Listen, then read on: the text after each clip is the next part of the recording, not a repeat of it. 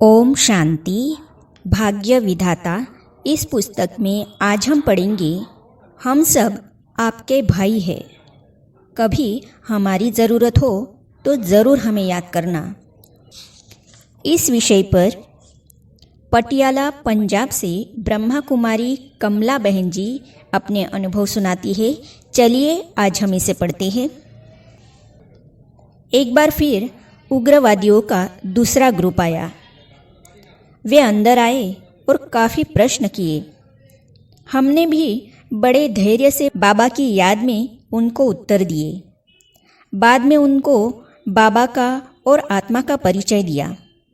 अंत में उन्होंने कहा, हम आपके भाई हैं, आपको कोई कुछ कह नहीं सकता। कभी हमारी मदद की ज़रूरत हो तो अपने भाइयों को याद करना। मैंने उन्हें कहा, हम सर्वशक्तिवान वाहे गुरु की छत्र छाया में हैं, हम सदा सुरक्षित हैं। सचमुच उनके जाने के बाद यही अनुभव रहा कि मीठे बाबा ने ही मुझे शक्तिशाली बनाया। ऐसी आत्माओं का भी बड़े धैर्य से सामना करने की युक्ति और शक्ति दी बाबा ने। यह वरदान याद करते हुए प्यारे बाबा के प्रति कृतज्ञता से आंखें भर आई। नैनों से मोती छलक पड़े। कहा, निर्बल डरपोक आत्मा को भी बाबा ने सहारा देकर शक्तिशाली बना दिया। जब मैं मधुबन आई थी तो उस समय मुझे बाबा ने एक बहुत सुंदर सफ़ेद कमीज़ दी थी, जिस पर बड़ी सुंदर कढ़ाई की हुई थी। वह शर्ट मैंने कई वर्षों तक पहनी, फटी हुई भी संभाल कर रखी और बाबा के वे बोल याद आते रहे कि बच्ची, मैंने तुम्हें यह सफ़ेद कढ़ाई वाली शर्ट क्यों दी। बाबा बोले, सदा सजे सजाए रहना। यह राज बाद में समझ में आया। हम मधुबन में आए थे। उस समय बाबा को कमर में दर्द हो गया था, जिसे चूक पड़ना कहते हैं। मैंने बाबा से कहा, बाबा, हमारी लौकिक माताजी चूक ठीक करती है। बाबा ने कहा, बुलाओ बच्ची को। मैंने माताजी को बुलाया। फिर बाबा ने सबको कहा, आज बच्ची बाबा की चूक निकालेगी। माताजी ने कहा कि चूक सूर्योदय होते ही और सूर्यास्त के समय ही निकाली जाती है। अभी जो शांति स्तंभ बना है, उस समय वह टेनिस कोर्ट था। उसी ग्राउंड में बाबा को आगे आगे दौड़ना था, पीछे मुड़कर नहीं देखना था। यह दृश्य भी बड़ा रमणीक और आनंददायक था। बाबा की चूक निकल गई, दर्द ठीक हो गया। बाबा बोले, बच्ची, तुमने बाबा के रथ को ठीक किया। बाबा सदा तुम्हारे दुख हर लेगा।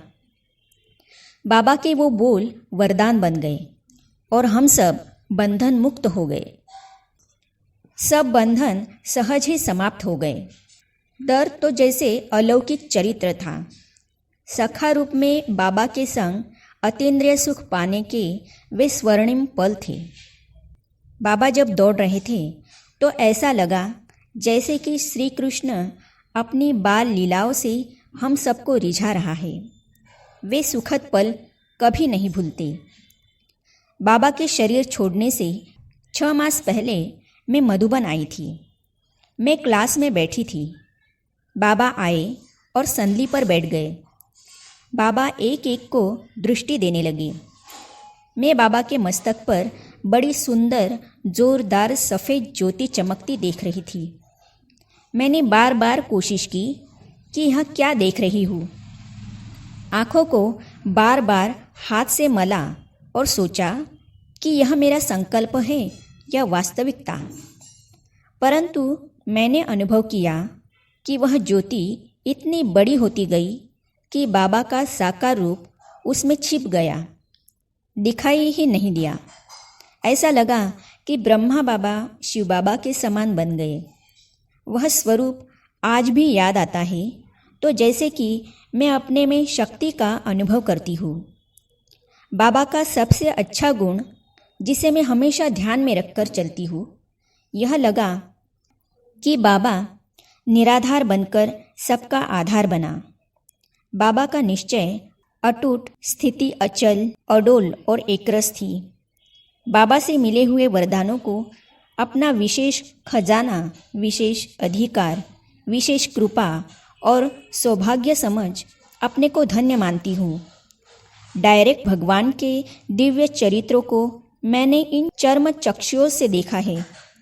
यह मेरा परम सौभाग्य है और यह कल्प कल्प की नूंद मुझे सदा ईश्वरीय नशे में मगन कर देती है। साकार मिलन के वे सुनहरे पल अपार खुशी की लहरों में मस्त और व्यस्त कर देते हैं। मन आनंद विभोर हो जाता है और इस फिक्र की दुनिया से दूर, बहुत दूर उस बेहद की दुनिया में खो जाता है। आगे हम पढ़ेंगे जिंदगी के सफ़र में खुदा दोस्त से मिलन। इस विषय पर चंडीगढ़ से ब्रह्मा कुमारी उत्तरा बहन जी अपने अनुभव सुनाती है, तो इसे हम पढ़ेंगे अगली कड़ी में। तो ये जानने और पढ़ने के लिए इस चैनल को सब्सक्राइब करने के साथ ही साइड में जो बेल आइकॉन है उसे भी क्लिक कीजिए, ताकि आने वाली सभी वीडियो और अब तक की सारी वीडियो आप तक पहुंचती रहेगी। ओम शांति।